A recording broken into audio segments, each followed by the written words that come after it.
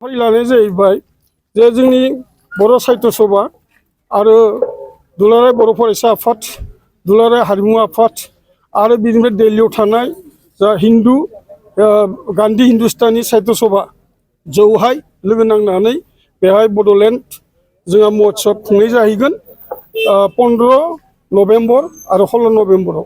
आरो बेवहाय बाहागो लानायाव जोंनिया भारतनि जि गाहाय मन्थ्रि नरेन्द्र मदि बिथाङा बे हाबाफारियाव बाहागो लागोन।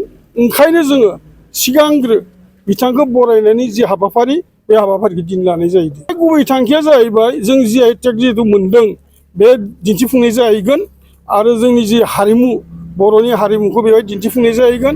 आरो बिनि अनगायैबो जेरै बर' थुनलाइ आफादनि गायसननाय सान बे गायसननाय सानखौ जोङो 14 नभेम्बराव बेयाव फालिनाय जाहैगोन मिरु नाङै।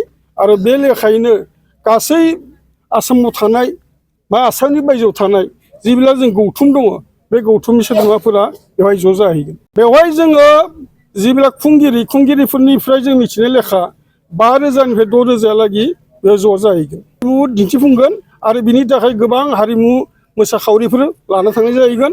आरो दामजु जिहेतु जोंहा GI टेगआव दङ दामजुखौ दिन्थिगोन बेबायदि खालामगोन। रायजो राजाया जाहाथे गासैबो बे जे हाबाफारि बे हाबाफारिनि सायाव नोजोर बोनानै गासैबो जाहाथे ज' जानानै जोंनि जि मोन्थाय जोंनि जि